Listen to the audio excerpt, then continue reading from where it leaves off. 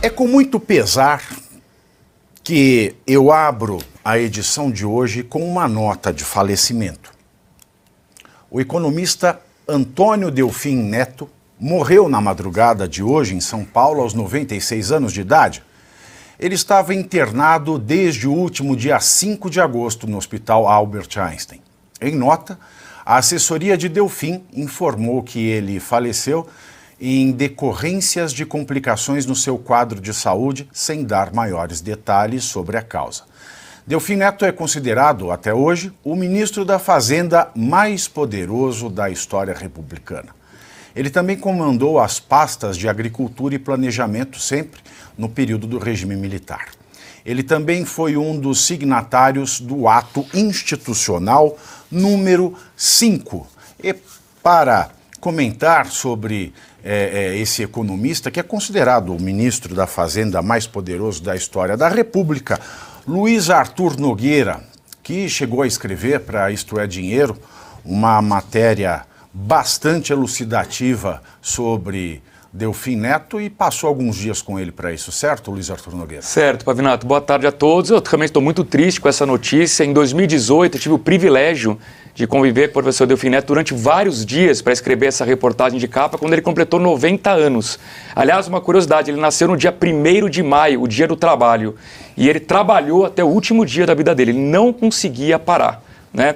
O Delfim Neto, ele de fato teve, para alguns, um passado ruim por ter participado da ditadura, ele foi signatário do AI-5, como destacou aqui o Pavinato, mas eu costumava dizer o seguinte: você pode odiá-lo, você pode amá-lo, mas é impossível você ignorá-lo. Era impossível não ouvir o professor Delfim Neto sobre as análises econômicas. Algumas curiosidades. O professor Delfim Neto foi conselheiro do presidente Lula no primeiro mandato dele.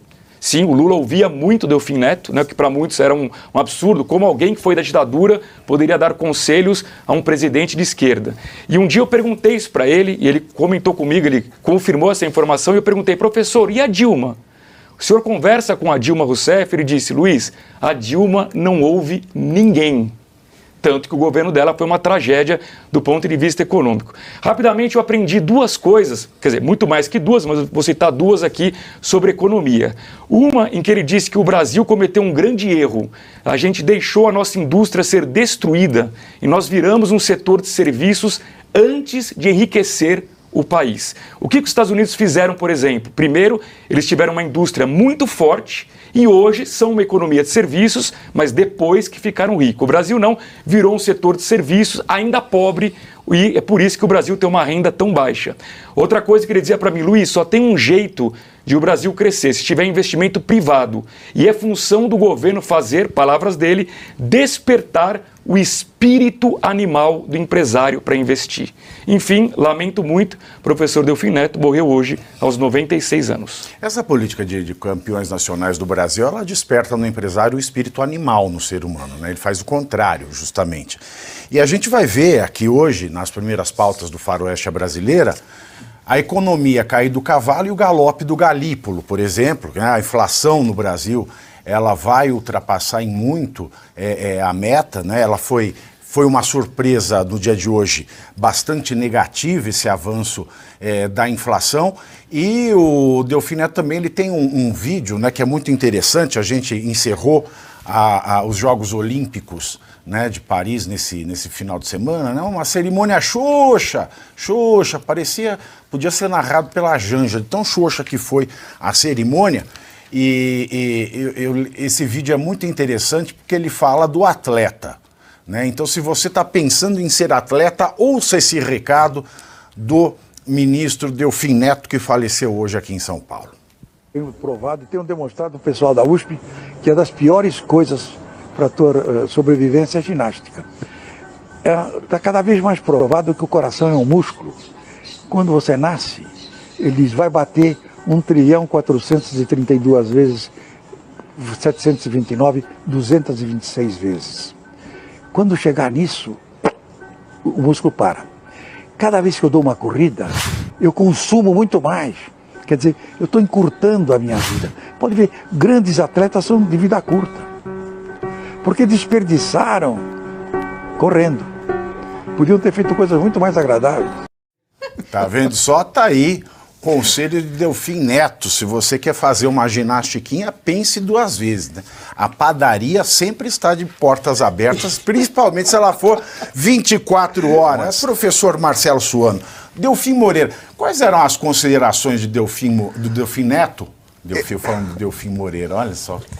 É que eu misturo o Moraes Maduro com o Moraes Moreira, eu falo de Delfim Neto, eu lembro do Delfim Moreira. Delfim Moreira, ele foi outro personagem da fauna política da República Brasileira. Ele foi presidente.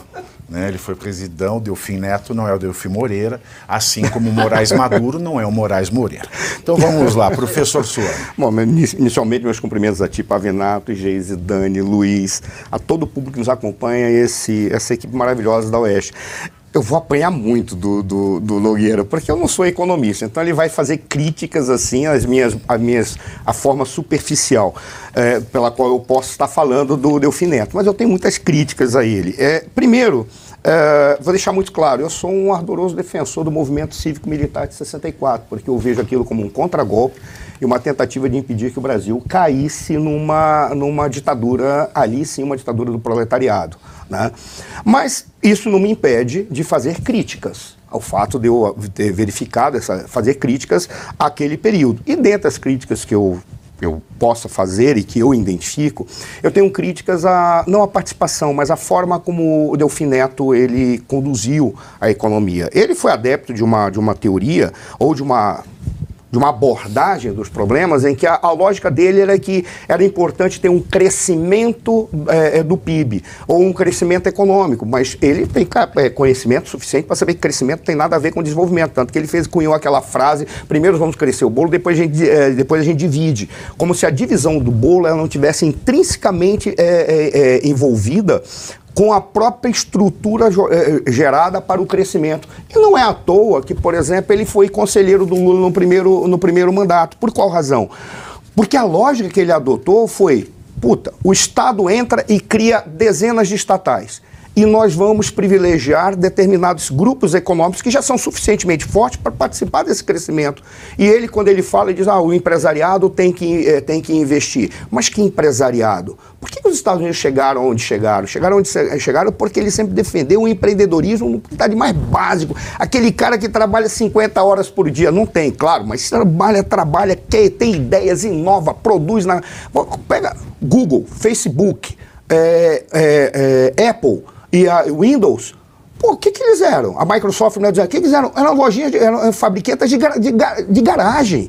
Porque eram caras que começaram lá embaixo e foram explodindo porque descobriram, ou seja, é o investimento naquele micro, pequeno e médio que realmente significa um empreendedorismo na sua essência, porque com o grande empresário chega um determinado momento que ele pega e diz, mas por que eu vou estimular a inovação? Não preciso, já domino a economia. Por isso que o capitalismo precisa ter o pequeno e o médio. E aí que é o erro, e tu me corrige, pelo amor de Deus, é apenas uma angústia que eu tenho com o Delfim Neto. É o erro que eu acho que o Delfim Neto cometeu, porque ele privilegiou as empresas estatais que foram criadas ali, toma estatal, e alguns grupos econômicos. Não à toa que o Lula, quando foi eleito, disse, eu vou olhar para o Delfim Neto, porque o Delfim Neto ele tem a lógica dos campeões nacionais. A lógica que, no caso do Delfim Neto, ele não privilegiava favorecer amigos, né? Ele pensava apenas essa lógica. Então, essa é a crítica que eu teria ao Delfim Neto, e eu olhava assim e dizia, poxa, o Delfim Neto, ele foi um dos vice-reis do Brasil. Por que vice-reis? Porque não é apenas o fato dele ter sido o ministro da Economia mais poderoso da história da República. É que na época do Médici, o Médici dividiu o Brasil em 3 vice-reinados, ou 3 triunviratos, 3 divididos para compor um triunvirato. Era ele, que na economia, era o Orlando Geisel na defesa, ou no caso não era a defesa, no caso do Ministério da Guerra, e tinha, eu acho que era o Bulhões, eu não estou lembrado quem era que tratava de algum... Não, Bulhões era a economia. Alguém que tratava da parte jurídica, da parte da justiça. Era o professor Alfredo Buzaide. É, o Alfredo Buzaide, perfeito. Era o Buzaide. Então eram os 3. E ele teve muito poder e ele produziu uma lógica que, inclusive, bateu na possibilidade daquele micro e pequeno e que a sociedade criasse um colchão entre o grande e aquele que não tem nada, porque é esse colchão que dá o suporte para a existência de uma democracia e um capitalismo saudável. Os Estados Unidos, entre tentar dessa wokelândia a entrar nos Estados Unidos, era assim que os Estados Unidos raciocinavam. Por isso que ele se tornou também. Uma dúvida e reflexão, eu concordo com as suas críticas ou angústias, como você colocou, mas será que o Delfim Neto, será que o Delfim Neto, ele não estava agindo de acordo com a estrutura daquela época? Não é? Porque hoje a gente pode raciocinar dessa forma como você está falando. Será que era possível raciocinar dessa forma naquele período? Foi exatamente o que ele me disse. Eu questionei isso e ele disse, precisamos analisar o contexto, né? Tanto que ele mudou de opinião sobre várias coisas. Inclusive, professor, só para esclarecer, Pavinato, essa questão do bolo, né? O que ele queria dizer com o bolo crescer para repartir? Porque ele dizia, Luiz, se o bolo não crescer, a gente vai repetir Cuba. A gente vai repartir um bolo que não cresceu. Seremos todos pobres. Então, primeiro tem que crescer. Agora, concordo que o crescimento, na verdade, por si só, ele não resolve nada. Se a gente não crescer o país desenvolvendo o país e reduzindo desigualdades, o crescimento por si só não gera nada.